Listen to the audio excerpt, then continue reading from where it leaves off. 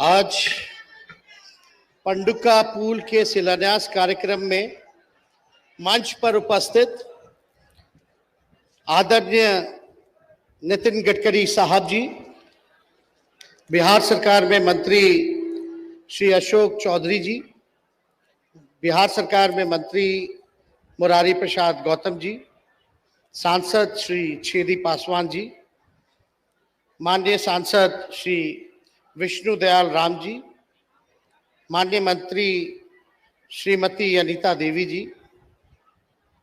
माननीय सांसद संजय जायसवाल जी, विधायक डेहरी फतेह बहादुर जी, विधायक काराकाट अरुण सिंह जी, एमएलए विश्रामपुर झारखंड रामचंद्र चंद्रवंशी जी, भानु प्रताप शाही जी, एमएलए भवनाथपुर झारखंड, श्री जमा खान साहब जी, मंत्री बिहार सरकार, श्रीमती निवेदिता सिंह जी, एमएलसी, श्री गोपाल नारायण जी, पूर्व सांसद, श्री संतोष कुमार सिंह जी, माननीय एमएलसी, श्री संदीप फुलकट्टी जी, सचिव पथ निर्माण विभाग बिहार सरकार, श्री धर्मेंद्र कुमार डीएम रोहतास, श्री आशीष भारती जी, एसपी रोहतास, और सभी हमारे मीडिया के दोस्तों, माताएं, बहनें, जितने हमारे बुजुर्ग अभिभावक यहाँ उपस्थित हैं और हमारे नौजवान युवा साथी, आप सब लोगों का इस कार्यक्रम में हम अभिनंदन करते हैं और आप सब लोगों का हम दिल से स्वागत करते हैं। और आज का कार्यक्रम है जो लगभग 210 करोड़ की लागत से रोहतास जिला अंतर्गत सोन नदी पर पंडुका के पास पहुंच पथ सहित 2 लेन उच्च स्तरीय आरसीसी पुल का निर्माण कार्य का है, उसका शिलान्यास हो रहा है। और बिहार की धरती पर केंद्रीय मंत्री हमारे अभिभावक आदरणीय श्री नितिन गडकरी जी का सबसे पहले तहे दिल से हम उनका अभिनंदन करते हैं और स्वागत करते हैं। और बड़ी खुशी की बात है, रोहतास जिला के लोगों का, कैमूर के इलाकों का बहुत दिनों से ये मांग था कि यहाँ जल्द से जल्द जो है पुल का जो है निर्माण कराया जाए।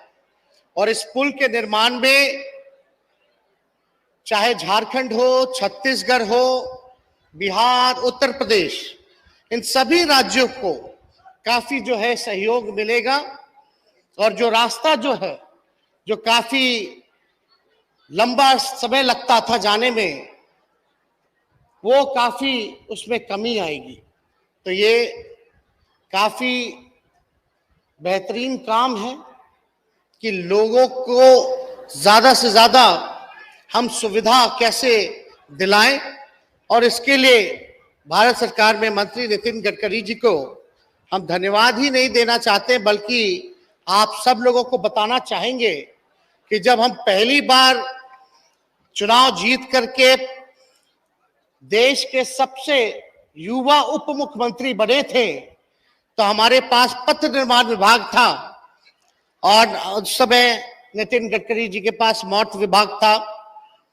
और भले ही अलग अलग पार्टियों से आते हो, लेकिन हम अपना अनुभव बताना चाहेंगे कि माननीय मंत्री जो हमारे अभिभावक नितिन गडकरी जी हैं, जब बिहार के लिए काम के लिए जब उन तक हम पहुंचे, हमारी मीटिंग हुई उनसे, तो हम बताना चाहेंगे बहुत ही फलदायक मीटिंग रहा।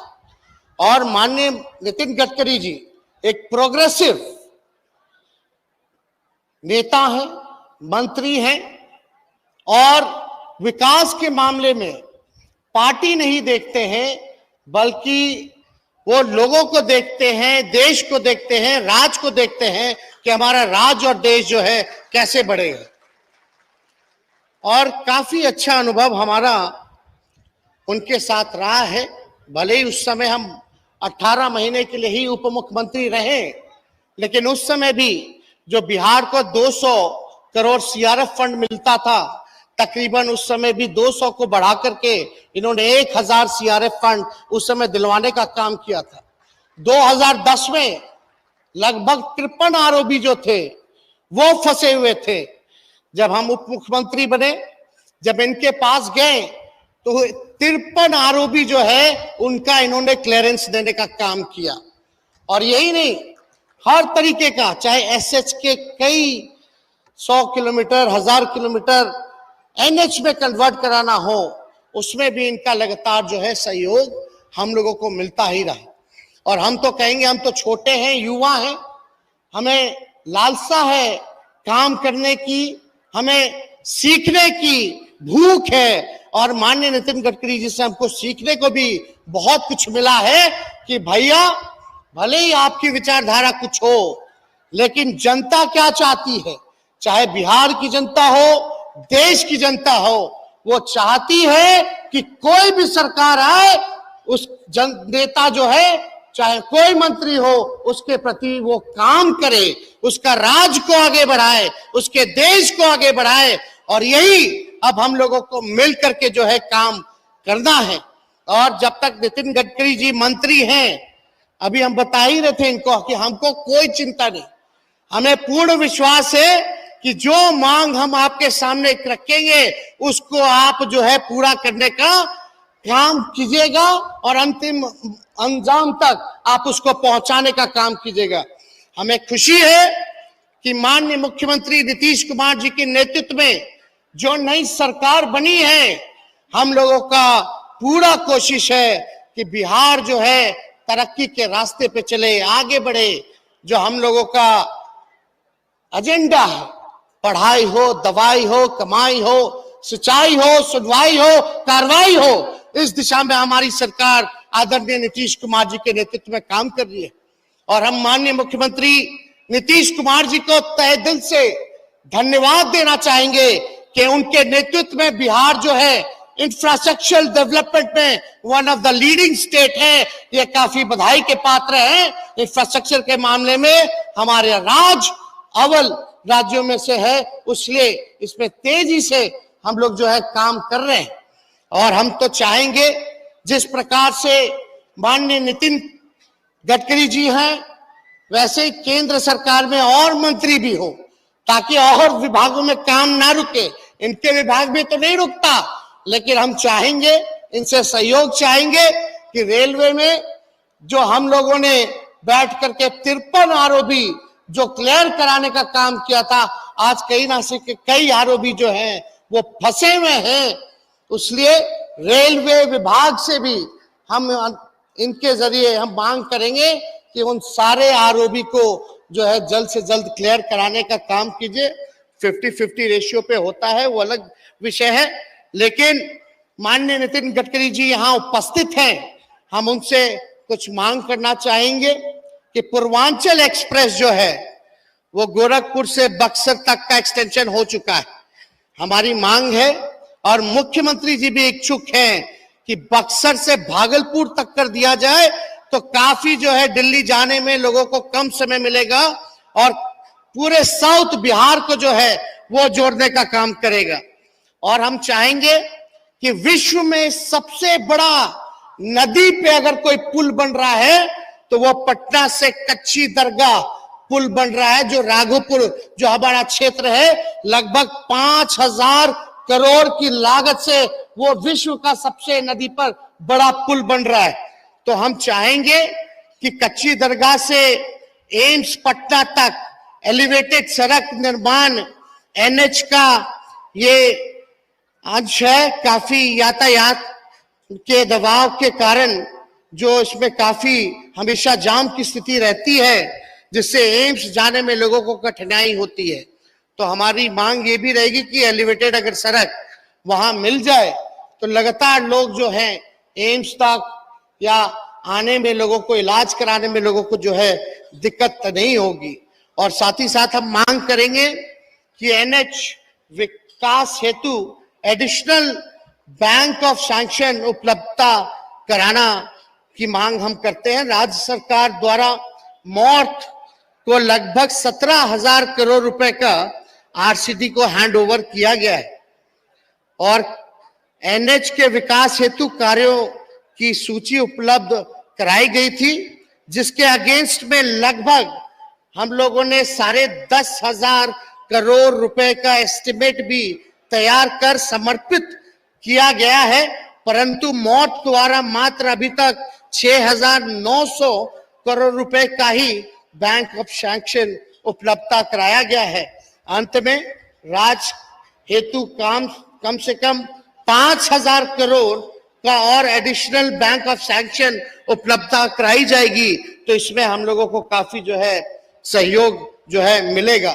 साथ ही साथ ये रोहतास जिले के अकबरपुर से कैमूर जिला के अघोड़ा तक 52 किलोमीटर तक रोड बनाने की जरूरत है, जो फंसा हुआ है। इसको जो है हम अपनी सरकार नीतीश जी के नेतृत्व में इसको हम लोग पूरा कराने का काम करेंगे।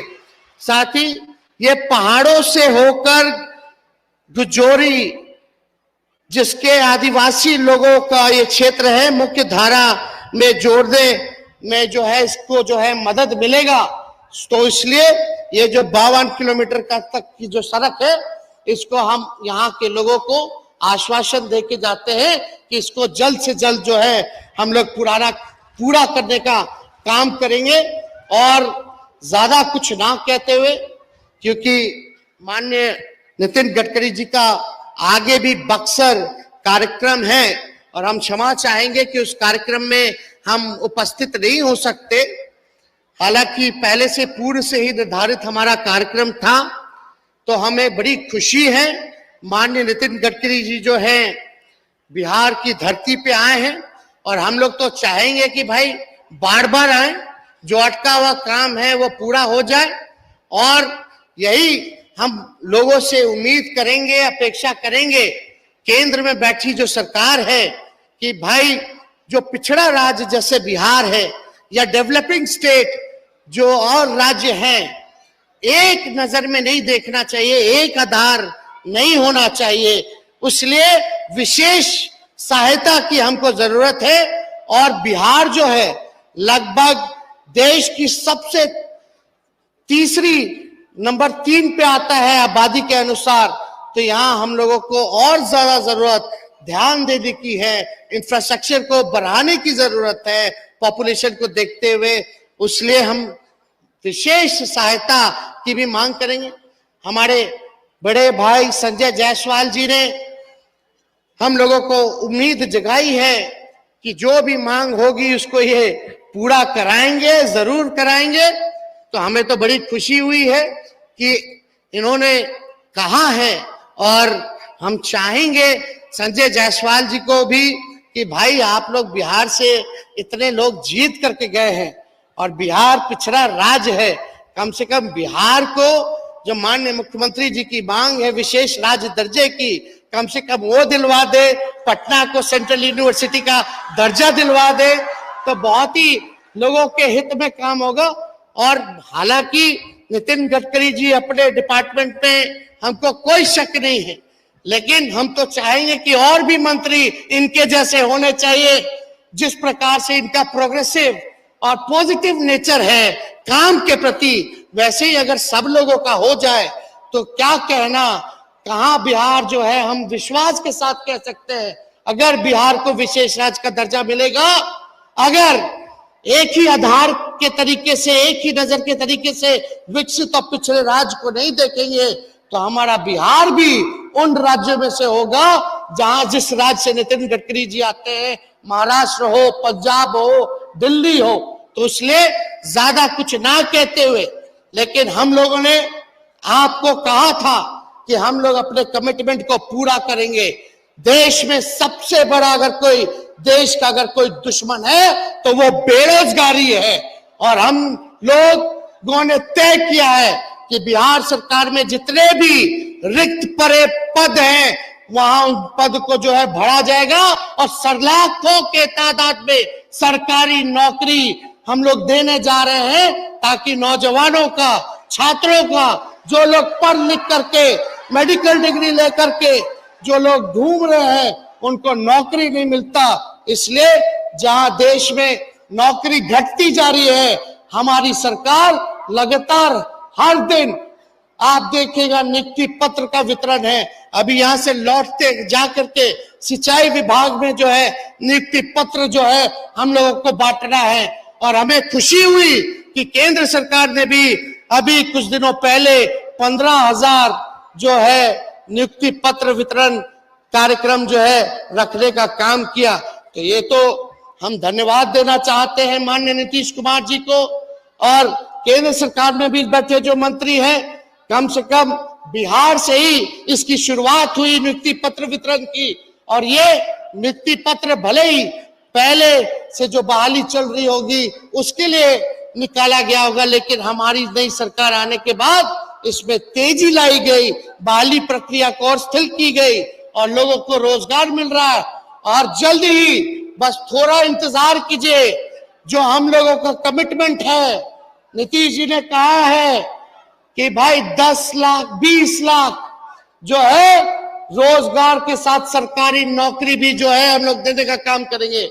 अभी कुछ दिनों के बाद लाखों के तादाद में बहालियां निकलने वाली हैं। मेरे पास स्वास्थ्य विभाग भी है। स्वास्थ्य विभाग में तकरीबन अकेले कम से कम 1.5 लाख सरकारी नौकरी हम निकालने जा रहे हैं। 1.5 लाख केवल स्वास्थ्य विभाग से। तो ऐसे ही गृह विभाग है, वैसे ही शिक्षा विभाग है, टीचर की बहाली, प्रोफेसर की बहाली, इंजीनियर की बहाली, नर्स की बहाली, डॉक्टरों की बहाली।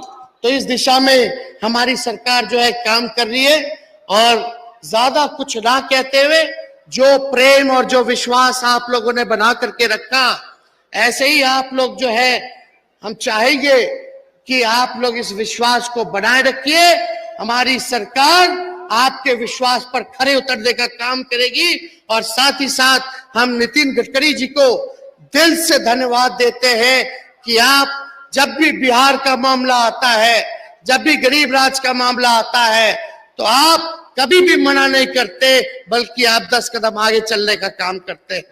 तो आपको सभी लोगों को, यहाँ जितने मेहमान बैठे हैं, अतिथि बैठे हैं, सांसद बैठे हैं, जनप्रतिनिधि बैठे हैं, उन सब लोगों का हम शुक्रगुजार करते हैं, धन्यवाद देते हैं। मीडिया के दोस्त और जितने हमारे माताएं बहनें, आदिवासी भाई और जितने यहाँ समाज के लोग आए हुए हैं, आप सब लोगों को दिल से बधाई देते हैं, शुभकामनाएं देते हैं। और हम लोगों की कोशिश होगी कि ये पुल का जो आज शिलान्यास हुआ है, जल्द से जल्द वो दिन हम आप लोगों को दिखाने का काम करें, जब हम लोग पुल से चढ़ करके झारखंड जाएं, छत्तीसगढ़ जाएं, उत्तर प्रदेश जाए, तो जल्द से जल्द इसकी शुरुआत हो। ये हमारी और भारत सरकार की इन सारी चीजों पर नजर होगी। तो आप सब लोगों का तहे दिल से धन्यवाद देते हैं। जय बिहार, जय हिंद। बहुत बहुत धन्यवाद माननीय उप मुख्यमंत्री जी। और अब जिस घड़ी का इंतजार हम सब सुबह से यहाँ कर रहे हैं, पलके बिछाएं, माननीय मंत्री महोदय जी आपसे आग्रह करते हैं कि रिमोट दबाकर आज इस शिलान्यास के कार्य को पूर्ण करें आपके कर कमलों द्वारा। जोरदार तालियां। जी हाँ, 210 करोड़ की लागत से रोहतास जिला अंतर्गत सोन नदी पर पंडुगा के पास पहुंच पथ सहित 2 लेन उच्च स्तरीय आरसीसी पुल के निर्माण कार्य का शुभारंभ आज। बहुत बहुत धन्यवाद माननीय मंत्री महोदय जी। साथ ही साथ मंचासीन तमाम अतिथियों का। एक छोटी सी फिल्म बनाई गई है, आप लोगों से गुजारिश है कि इस लघु फिल्म को देखें। साथ ही साथ तकनीकी टीम से आग्रह कि इस लघु फिल्म को आप चलाएं।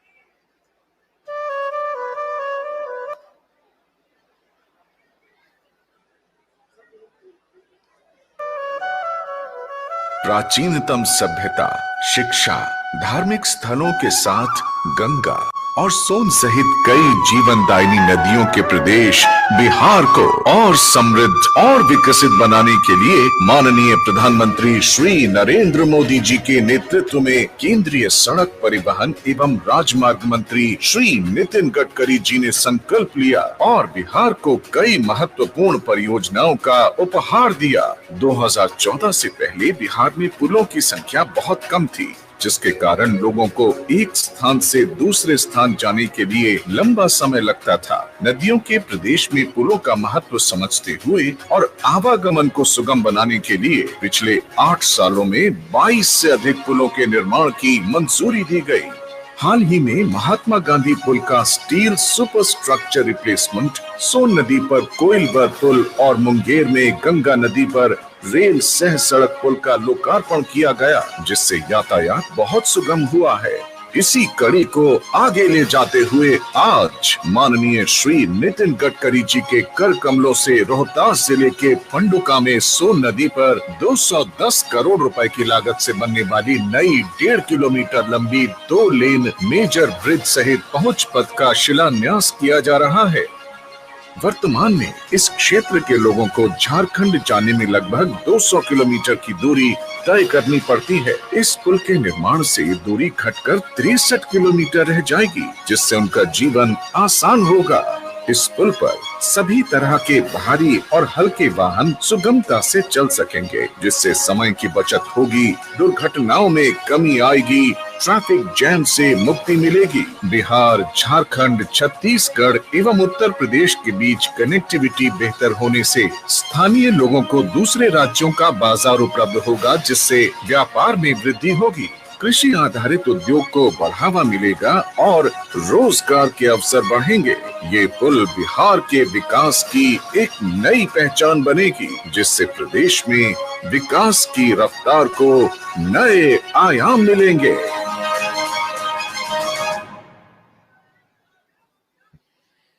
आप सबको बहुत बहुत बधाई। जी हाँ, जिसका इंतजार हम सब बहुत दिनों से कर रहे थे, वो घड़ी आ गई है। माननीय सड़क परिवहन एवं राजमार्ग मंत्री भारत सरकार श्री नितिन गडकरी जी जनता को संबोधित कर उनका मार्ग प्रशस्त करें और जनता से अनुरोध, आपको इतना खूबसूरत तोहफा मिला है, जोरदार तालियां उनके लिए होनी चाहिए।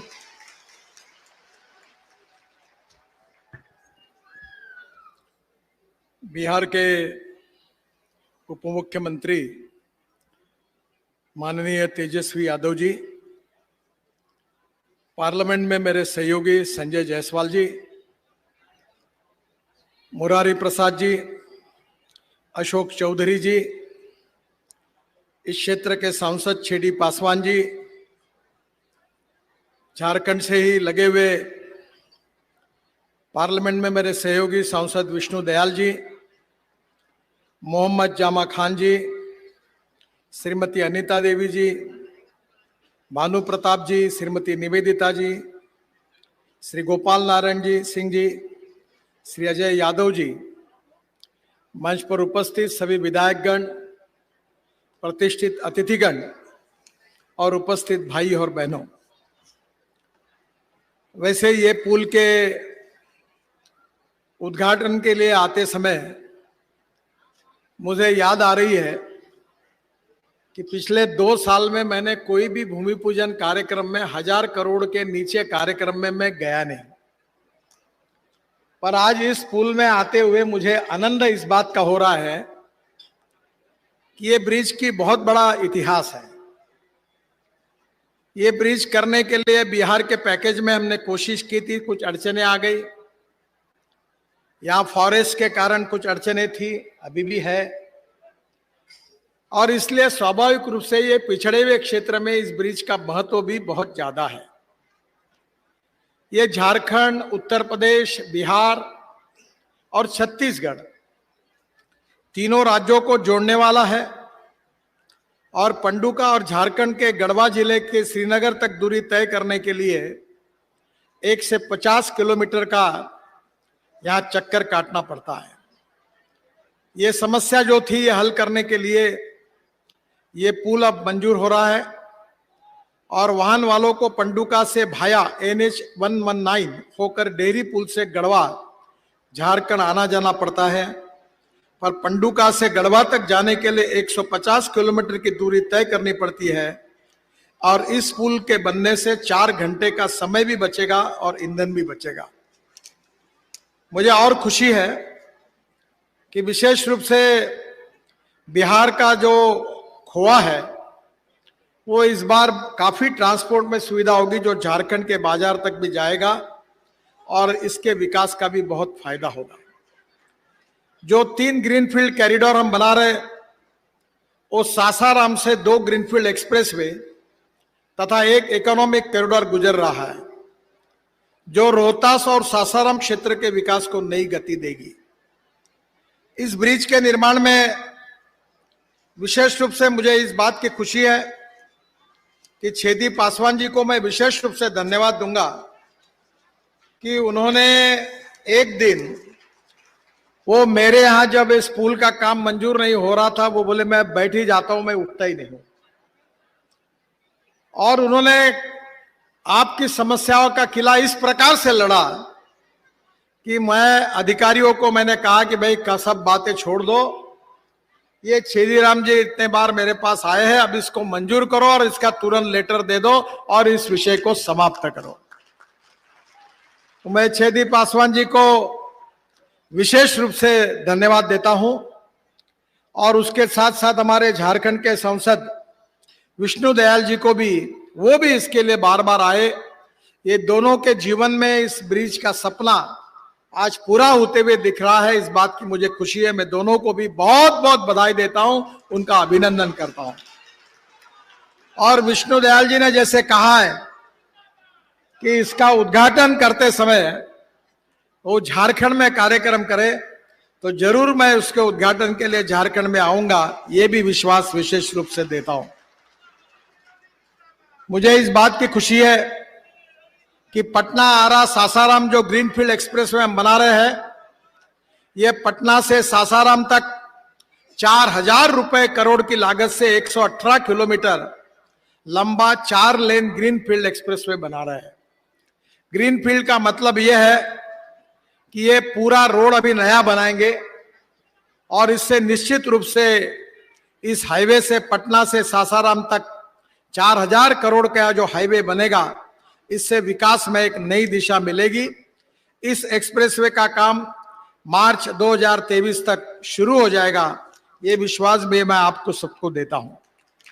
यह कॉरिडोर पटना के गोनवा, पटरी, रामतरी, आरा जिले के कायमनगर, बामपाली, असनी, भोजपुर जिले की गढ़नी, उद्वंत नगर, तराड़ी और रोहतास जिले के गंगोली, अखोड़ी गोला, सूरा से होकर सासाराम तक बनेगा। यह कॉरिडोर जो बात की गई है, यह पूर्वांचल एक्सप्रेसवे के रास्ते वाराणसी, प्रयागराज तथा लखनऊ और दिल्ली एवं कलकत्ता के लिए भी एक नई कनेक्टिविटी आप सबको या विशेष रूप से सासाराम जिले के लोगों को मिलेगी, इस बात की मुझे बहुत खुशी है। हम वाराणसी से कलकत्ता एक ग्रीनफील्ड हाईवे बना रहे हैं जिसकी लागत 40,000 करोड़ रुपए है। यह भी ग्रीनफील्ड है, जो 620 किलोमीटर 6 लेन का एक्सिस कंट्रोल एक्सप्रेसवे बना रहे हैं, जो वाराणसी से कोलकाता की सफर 12 घंटे लगती है, वो 5 घंटे में हो जाएगी। ये विश्वास मैं आप सबको देता हूं। इसमें बिहार में 10,000 करोड़ की लागत से 163 किलोमीटर का कॉरिडोर बनेगा और यह कॉरिडोर उत्तर प्रदेश के चंदौली से शुरू होकर मुगल सराय, बिहार के भभुआ, कैमूर, रोहतास, सासाराम, औरंगाबाद, गया और झारखंड के चतरा, हजारीबाग, रामगढ़, बोकारो तथा पश्चिम बंगाल के पुरुलिया, बांकुरा, पश्चिमी मेदिनीपुर, हुगली होकर हावड़ा जाएगा और इस ग्रीन फील्ड्स पर बनाकर खड़गपुर को भी जोड़ा जाएगा और इसका भी काम सितंबर 2023 तक शुरू हो जाएगा। फिर जो चौथा जो है वो इंपॉर्टेंट है, वाराणसी औरंगाबाद चोरदहा इकोनॉमिक कॉरिडोर। ये 5,000 करोड़ की लागत से 262 किलोमीटर 6 लेन लंबा वाराणसी औरंगाबाद चोरदहा इकोनॉमिक कॉरिडोर बनाया जा रहा है। इस कॉरिडोर की लंबाई उत्तर प्रदेश में 57 किलोमीटर तथा बिहार में 135 किलोमीटर है। 192 किलोमीटर में काम चल रहा है, जो दिसंबर 2023 में पूरा हो जाएगा और 70 किलोमीटर का काम अवार्ड कर दिया जाएगा और अगले साल इसका हम उद्घाटन भी करेंगे। यह इकोनॉमिक कॉरिडोर वाराणसी से बिहार के औद्योगिक क्षेत्र से होकर झारखंड से धनबाद को जोड़ेगा। सांसद विष्णु दयाल जी ने यह गढ़वा के अन्नराज घाटी में लगातार होने वाली सड़क दुर्घटनाओं के बारे में कहा है।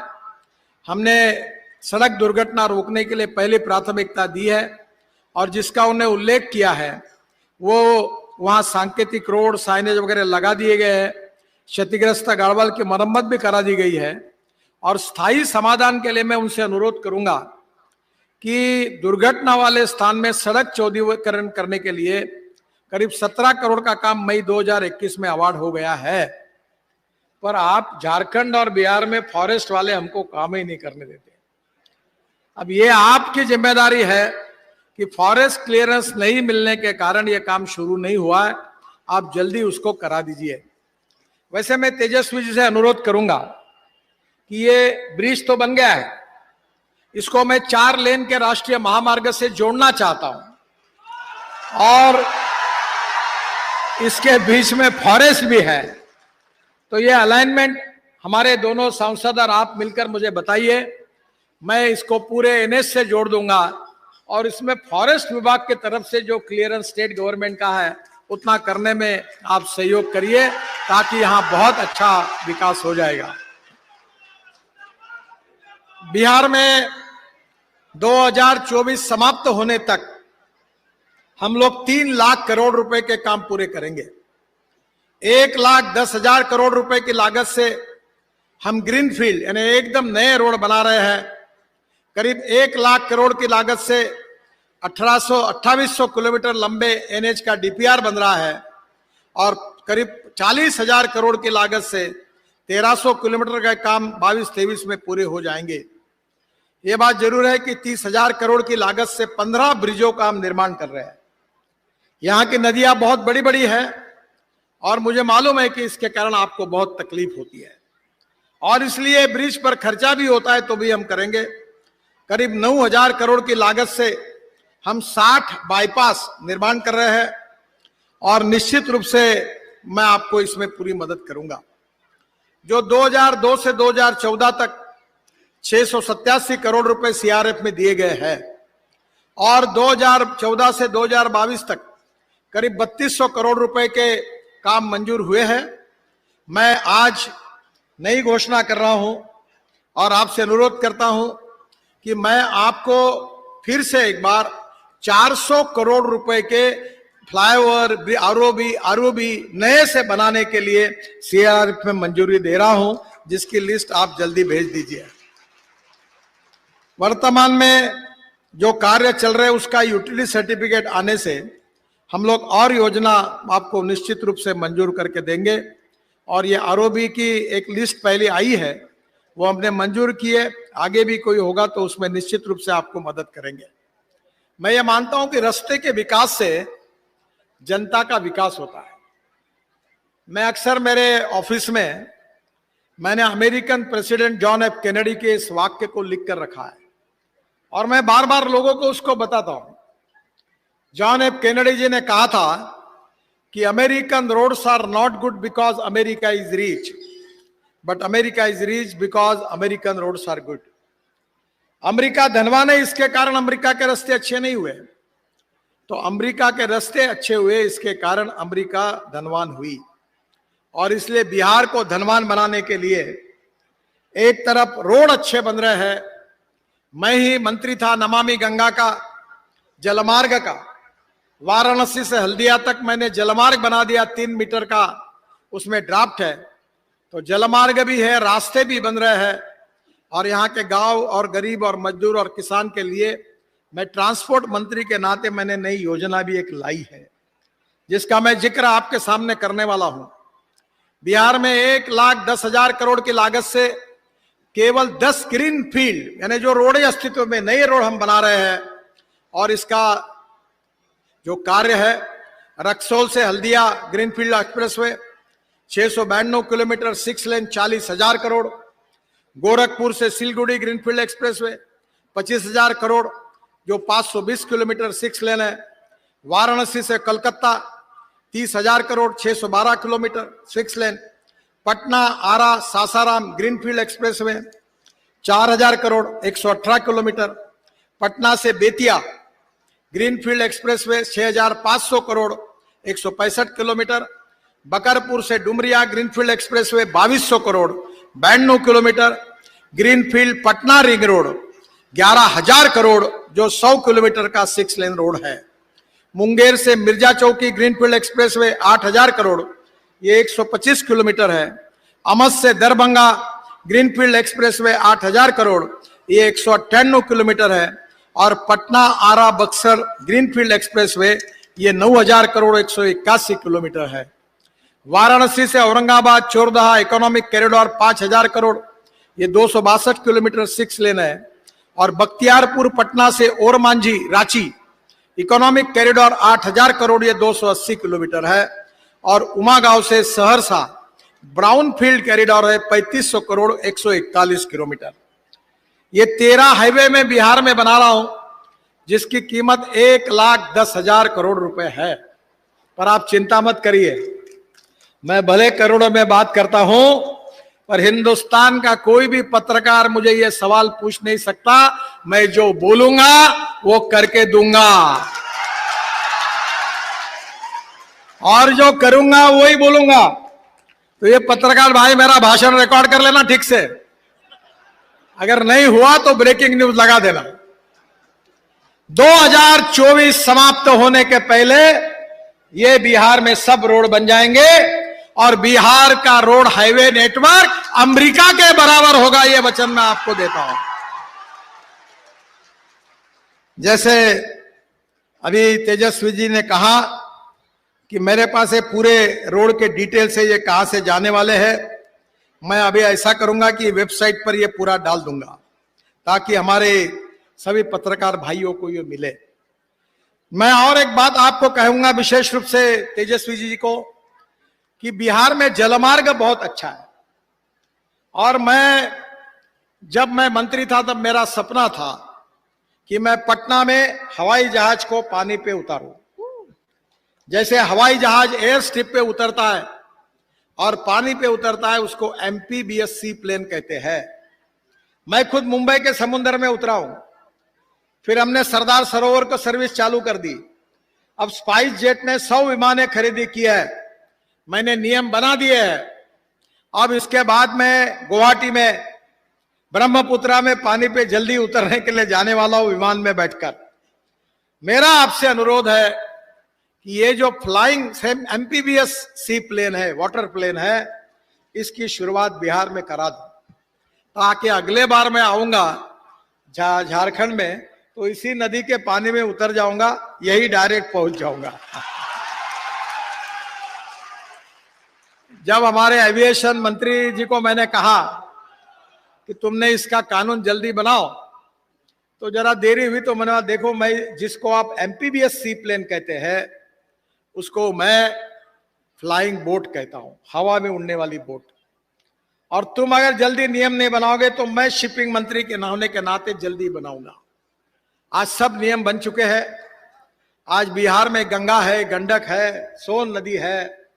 उत्तर प्रदेश और बिहार का ट्रांसपोर्ट, पानी पे उतरने वाले हवाई जहाज आएंगे तो टूरिज्म दुगना होगा और बिहार के लड़कों के हाथों को काम मिलेगा। यही हमारा सबका सपना है। अभी जो मैंने हल्दिया से वाराणसी बनाया वो पूरा हुआ है। वाराणसी से प्रयागराज भी मैंने जलमार्ग बनाया है और वर्ल्ड बैंक को मैंने एक रिपोर्ट सबमिट की थी।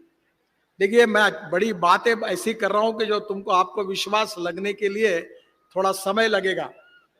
आप मुझे जानते नहीं हो ज्यादा, पर जो मुझे जानते हैं उनको मालूम है कि मैं जो बोलता हूं वो 101% होता है।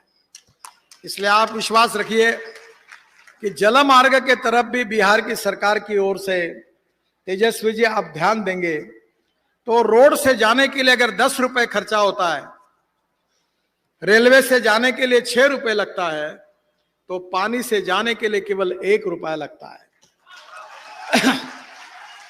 और मैंने जो रोड बनाया है वो सोनीपत पानीपत से यमुना से डायरेक्ट दिल्ली से मथुरा, मथुरा से आगरा, आगराबाद से इटावा, इटावा से प्रयागराज, प्रयागराज से वाराणसी और वाराणसी से हल्दिया और हल्दिया के बाद बंगाल की खाड़ी और वहां से ब्रह्मपुत्रा और ब्रह्मपुत्रा से आगे मैंने जलमार्ग बनाया है। तो मैंने बांग्लादेश के प्रधानमंत्री जी के स्पेशल रिक्वेस्ट पर वहां जो मुंगली पोर्ट है वो 250 किलोमीटर बांग्लादेश में घुसकर मैंने जलमार्ग बना के दे दिया है। तो पूरा दिल्ली से सोनीपत से नॉर्थ ईस्ट के लिए नहीं, केवल कलकत्ता हल्दिया तक नहीं, तो south east Asia, Indonesia, Malaysia, China तक ये जलमार्ग जाएगा और इसमें काफी तरक्की होगी। और बिहार, झारखंड, उत्तर प्रदेश, यहाँ के लोगों को नए रोजगार मिलेगा।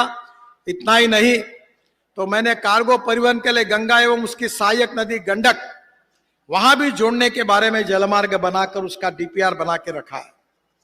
मेरी आपसे रिक्वेस्ट है कि निश्चित रूप से इसके तरफ आप जरूर ध्यान दीजिए।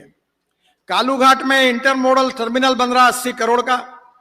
इतना ही नहीं तो रोरो टर्मिनल, रोरो पैक्स बन रही है, जहां ट्रक और बसें जहाज में डालेंगे उधर पहुंच जाएंगे। तो विशेष रूप से यह भी विषय के तरफ आप ध्यान दीजिए। नमामि गंगा में मैंने बिहार को 6000 करोड़ रुपए दिए थे, पटना के लिए 7 प्रोजेक्ट दिए थे और मैं चाहता था कि गंगा शुद्ध हो, अविरल हो, निर्मल हो। और जब मैं कुंभ में आया था तो पानी बहुत अच्छा था। मैं आज ये भी आपसे अनुरोध करूंगा कि ये नमामि गंगा के प्रोजेक्ट का भी आप और नीतीश कुमार जी दोनों के मार्गदर्शन में रिव्यू करिए, ताकि ये भी काफी बड़े प्रोजेक्ट हो जाएंगे। आखिरी में मैं रिक्वेस्ट आपको भी करता हूं, जनता को भी करता हूं। मैं किसान हूं, मैं उद्योगपति नहीं हूं, और मेरे क्षेत्र में मैंने 15,000 युवाओं को रोजगार दिया है। मैं 3 चीनी मिलें चलाता हूं, और आपका जो राइस से जो हस निकलता है उसको क्या कहते हैं आप? हस को भूसी, मुसली, उससे मैं 80 मेगावाट बिजली तैयार करता हूं। तुम्हारे जिले को लगती होंगी उतनी बिजली तैयार करता हूं। और अभी मैंने ये जो परली है राइस स्ट्रॉ, इससे मैंने बायो सीएनजी बनाया है, और देश का पहला मेरा ट्रैक्टर बायो सीएनजी पे चलता है। 1 लाख रुपए की बचत होती है।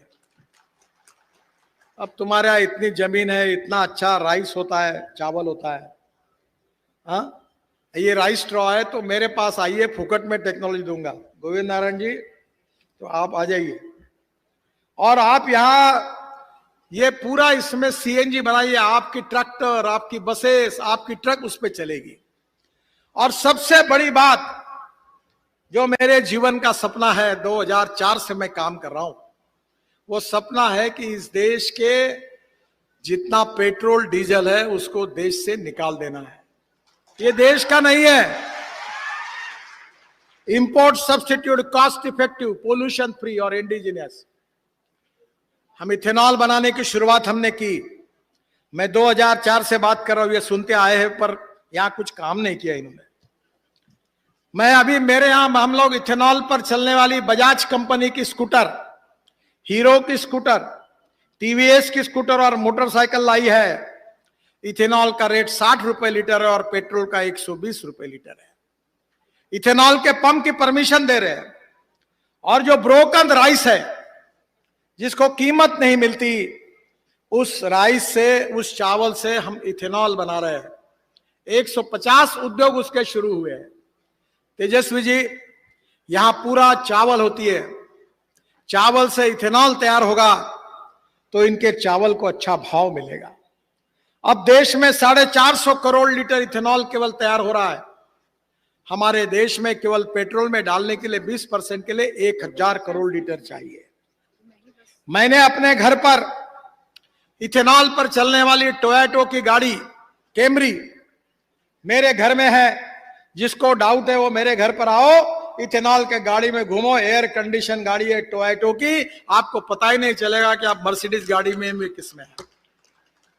मेरे घर पर पानी से हाइड्रोजन निकालकर हाइड्रोजन पर चलने वाली टोयोटा की गाड़ी है जिसका नाम है मिराई। मिराई यानी भविष्य। और ये हाइड्रोजन पर चलने वाली गाड़ी इतनी सुंदर है कि तेजस्वी जी, आप अगले बार आओगे तो हाइड्रोजन के गाड़ी में आपको चक्कर लगाऊंगा।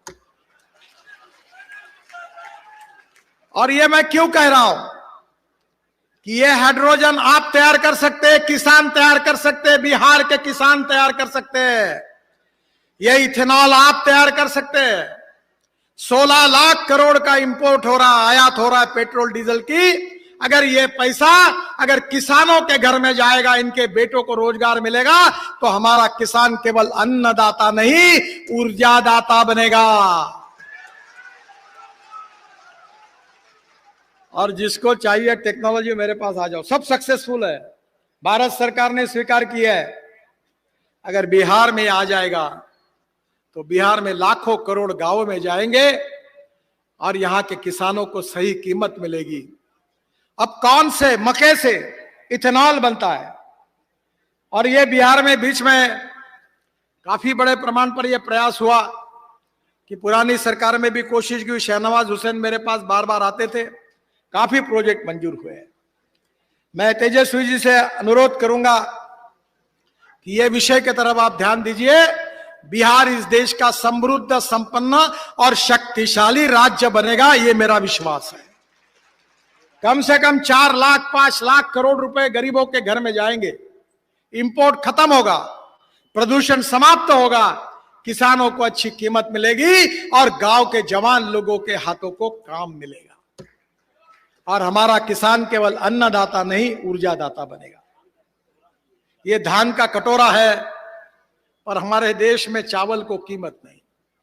चावल सस्ता है, गेहूं सस्ता है, ब्रेड बिस्किट महंगे हैं, गन्ना सस्ता है, शुगर भी हालत खराब है। हमारे देश में टमाटर सस्ता है, सॉस महंगा है, संतरा सस्ता है, जूस महंगा है। मैं किसान हूं और मेरे यहां अभी 50,000 एकड़ गन्ना है। मैं भी एग्रो विजन का कार्यक्रम करता हूं। 5 लाख किसान आते हैं देश भर के, और मैंने अपने जीवन को किसानों के विकास के लिए अब समर्पित कर दिया है। इस देश में 65% आबादी गांवों में रहती है। गांवों में रहने के लिए अच्छे रोड बनने चाहिए, गांव में अच्छी स्कूल मिलनी चाहिए, गांव में अच्छे अस्पताल खुलने चाहिए, गांव के जवान लड़कों के हाथों को काम मिलना चाहिए, और जो गांव के लड़के मुंबई, दिल्ली, कलकत्ता, चेन्नई, पटना गए, वो फिर से वापस गांव की ओर लौटने चाहिए। यही हमारा सपना है। ये कठिन है पर असंभव नहीं है। मैं मुंबई का रहने वाला हूं। मैं 18 साल महाराष्ट्र के राजनीति में था। आप कभी मुंबई गए हो? वो समुद्र में जो ब्रिज देखा ना आपने, जो समुद्र में बना है, बहुत जहां फोटो लगता है, वो मैंने ही बनाया। वर्ली बांद्रा सीलिंग 55 फ्लाईओवर बनाए, और वही मैंने मुंबई पुणे एक्सप्रेस हाईवे देश का पहला बनाया था। और फिर अटल जी ने मुझे बुलाया था और मुझे कहा था कि इस देश में तुमने बहुत शहर में काम किया, आप गांव के लिए काम करो। तो इस देश के इतिहास में अटल बिहारी वाजपेयी पहले प्रधानमंत्री थे। उन्होंने गांव को जोड़ने वाली योजना बनाने के लिए मुझे आदेश दिया। आज जो सबसे लोकप्रिय योजना है, जो राज्य सरकार और भारत सरकार की चलती है, वो प्रधानमंत्री ग्राम सड़क योजना बनाने का सौभाग्य मुझे मिला। और 6.5 लाख गांवों में से आज 4 लाख गांवों को मजबूत रोड से जोड़ने का काम हुआ है। बहनों और भाइयों, गांव गरीब मजदूर का, किसान का कल्याण होना चाहिए। ये देश से गरीबी, भूखमरी, बेरोजगारी दूर होनी चाहिए। गरीब गरीब होता है, गरीब को जात, पंथ, धर्म और भाषा नहीं होती। और इसलिए मैं विकास के कामों में राजनीति नहीं करता। सरकार किसी का भी हो, कोई भी एमएलए हो, कोई भी एमपी हो, देश हमारा है और इस देश का हर नागरिक हमारा है, चाहे कोई भी पार्टी में हो, किसी को भी वोट दो। मैं विश्वास दिलाऊंगा कि हम सबका साथ, सबका विश्वास और सबका प्रयास। तो मैं तेजस्वी जी से अनुरोध करूंगा कि सब आपके प्रॉब्लम लेकर, एजेंडा लेकर दिल्ली आओ।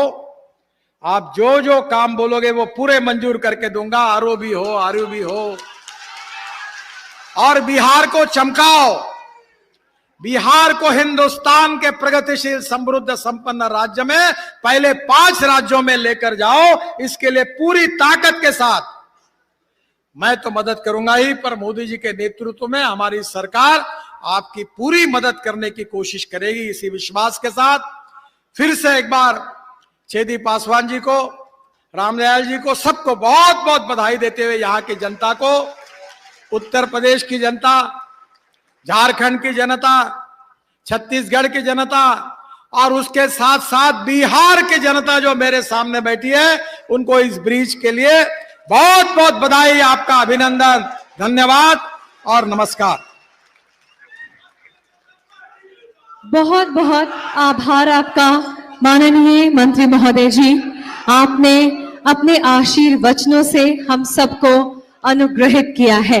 आपके प्रगतिशील विचार एवं सृजनात्मक दूरदर्शिता ने बिहार को एक नई, झारखंड से ही लगे हुए पार्लियामेंट में मेरे सहयोगी सांसद विष्णु दयाल जी, मोहम्मद जामा खान जी, श्रीमती अनीता देवी जी, बारिश की थी, कुछ अड़चने आ गई, यहाँ फॉरेस्ट के कारण कुछ अड़चने थी, अभी भी है, और इसलिए स्वाभाविक रूप से ये पिछड़े हुए क्षेत्र में इस ब्रिज का महत्व भी बहुत ज्यादा है।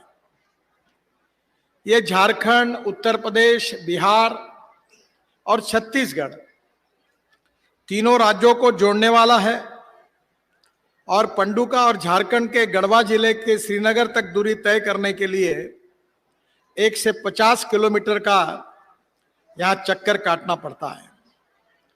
ये समस्या जो थी, ये हल करने के लिए ये पुल अब मंजूर हो रहा है और वाहन वालों को पंडुका से भाया NH 119 होकर डेहरी पुल से गढ़वा झारखंड आना जाना पड़ता है, पर पंडुका से गढ़वा तक जाने के लिए 150 किलोमीटर की दूरी तय करनी पड़ती है और इस पुल के बनने से 4 घंटे का समय भी बचेगा और ईंधन भी बचेगा। मुझे और खुशी है कि विशेष रूप से बिहार का जो खोआ है वो इस बार काफी ट्रांसपोर्ट में सुविधा होगी, जो झारखंड के बाजार तक भी जाएगा और इसके विकास का भी बहुत फायदा होगा। जो 3 ग्रीनफील्ड कॉरिडोर हम बना रहे, वो सासाराम से 2 ग्रीनफील्ड एक्सप्रेसवे तथा 1 इकोनॉमिक कॉरिडोर गुजर रहा है, जो रोहतास और सासाराम क्षेत्र के विकास को नई गति देगी। इस ब्रिज के निर्माण में विशेष रूप से मुझे इस बात की खुशी है कि छेदी पासवान जी को मैं विशेष रूप से धन्यवाद दूंगा कि उन्होंने एक दिन, वो मेरे यहाँ जब इस पुल का काम मंजूर नहीं हो रहा था, वो बोले मैं बैठ ही जाता हूं, मैं उठता ही नहीं हूं, और उन्होंने आपकी समस्याओं का किला इस प्रकार से लड़ा कि मैं अधिकारियों को मैंने कहा कि भाई का सब बातें छोड़ दो, ये छेदीराम जी इतने बार मेरे पास आए हैं, अब इसको मंजूर करो और इसका तुरंत लेटर दे दो और इस विषय को समाप्त करो। तो मैं छेदी पासवान जी को विशेष रूप से धन्यवाद देता हूं और उसके साथ साथ हमारे झारखंड के सांसद विष्णु दयाल जी को भी, वो भी इसके लिए बार बार आए। ये दोनों के जीवन में इस ब्रिज का सपना आज पूरा होते हुए दिख रहा है, इस बात की मुझे खुशी है। मैं दोनों को भी बहुत बहुत बधाई देता हूं, उनका अभिनंदन करता हूं। और विष्णु दयाल जी ने जैसे कहा है कि इसका उद्घाटन करते समय वो झारखंड में कार्यक्रम करे, तो जरूर मैं उसके उद्घाटन के लिए झारखंड में आऊंगा, ये भी विश्वास विशेष रूप से देता हूं। मुझे इस बात की खुशी है कि पटना आरा सासाराम जो ग्रीनफील्ड एक्सप्रेस में हम बना रहे हैं, ये पटना से सासाराम तक 4000 रुपए करोड़ की लागत से 118 किलोमीटर लंबा 4 लेन ग्रीनफील्ड एक्सप्रेसवे बना रहे हैं। ग्रीनफील्ड का मतलब यह है कि ये पूरा रोड अभी नया बनाएंगे और इससे निश्चित रूप से इस हाईवे से पटना से सासाराम तक 4000 करोड़ का जो हाईवे बनेगा, इससे विकास में, तो मैं तेजस्वी जी से अनुरोध करूंगा कि सब आपके प्रॉब्लम लेकर, एजेंडा लेकर दिल्ली आओ। आप जो जो काम बोलोगे वो पूरे मंजूर करके दूंगा। आरओबी हो, आरयूबी हो, और बिहार को चमकाओ, बिहार को हिंदुस्तान के प्रगतिशील समृद्ध संपन्न राज्य में पहले 5 राज्यों में लेकर जाओ। इसके लिए पूरी ताकत के साथ मैं तो मदद करूंगा ही, पर मोदी जी के नेतृत्व में हमारी सरकार आपकी पूरी मदद करने की कोशिश करेगी। इसी विश्वास के साथ फिर से एक बार छेदी पासवान जी को, रामदयाल जी को, सबको बहुत बहुत बधाई देते हुए यहाँ की जनता को, उत्तर प्रदेश की जनता, झारखंड की जनता, छत्तीसगढ़ की जनता,